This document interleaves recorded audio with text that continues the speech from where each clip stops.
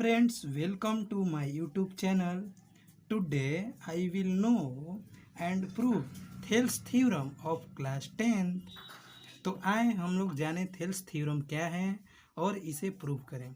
यदि किसी त्रिभुज की एक भुजा के समांतर अन्य दो भुजाओं को भिन्न भिन्न बिंदुओं पर प्रतिच्छेद करती हुई एक रेखा खींची जाए, यानी यह डी इस बी सी के समांतर खींचते हैं जो ए बी को डी और ए सी को ई पर प्रतिच्छेद करती है, तो वे एक ही अनुपात में विभाजित करती है, यानी ए डी बटा बी डी और ए ई बटा सी ए। इसे हमें सिद्ध करना है। तो दिया है त्रिभुज ए बी सी है जिसमें डी ई बी सी के समांतर है, और हमें क्या सिद्ध करना है? हमें सिद्ध करना है ए डी बटा बी डी ए ई बटा सी ई। तो आए हम लोग कुछ रचना करें। सबसे पहले ई एन लंब डालते हैं ए बी पर, ये लंब हो गया, और डी एम डालते हैं लंब ए सी पर,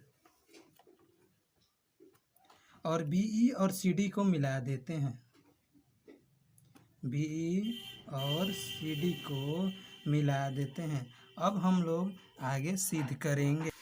हम त्रिभुज ए डी ई का क्षेत्रफल निकालते हैं, यानी ए डी का क्षेत्रफल 1/2 इंटू आपका हो गया डी ए डी गुना ई एन, और इसी तरह त्रिभुज बी डी ई का क्षेत्रफल 1/2 इंटू बी डी गुना ई एन। अब दोनों का रेशियो निकालते हैं, यानी एरिया ऑफ त्रिभुज ए डी ई बटा एरिया ऑफ त्रिभुज बी डी ई बराबर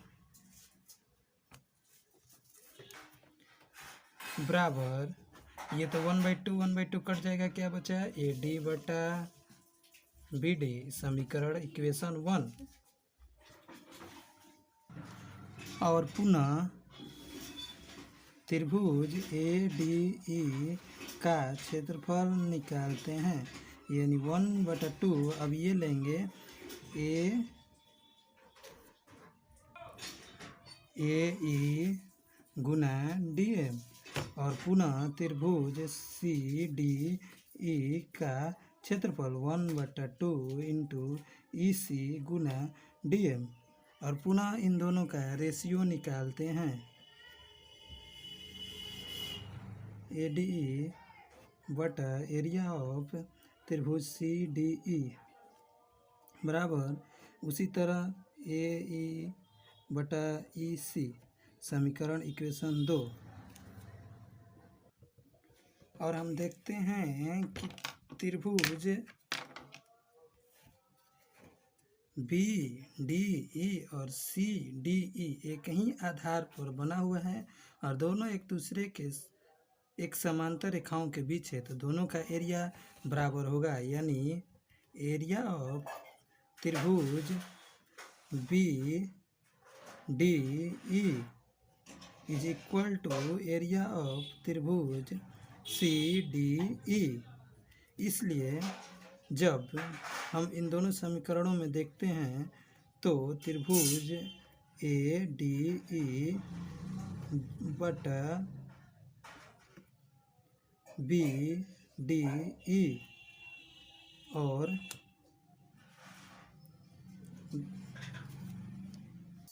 दोनों समीकरणों में देखते हैं तो इनका लेफ्ट साइड यानी इक्वल हो जाता है। एरिया ऑफ त्रिभुज ए डी ई और बी डी की जगह हम लिख देते हैं सी डी, यानी दोनों बराबर होते हैं, तो इसलिए एरिया ऑफ त्रिभुज सी डी ई दोनों समीकरणों से तो इक्वल हो जाते हैं लेफ्ट साइड, इसीलिए इनका राइट साइड भी इक्वल हो जाता है। ए डी बटा बी डी और ए ई बटा ई सी, इसी को हमें प्रूफ करना था।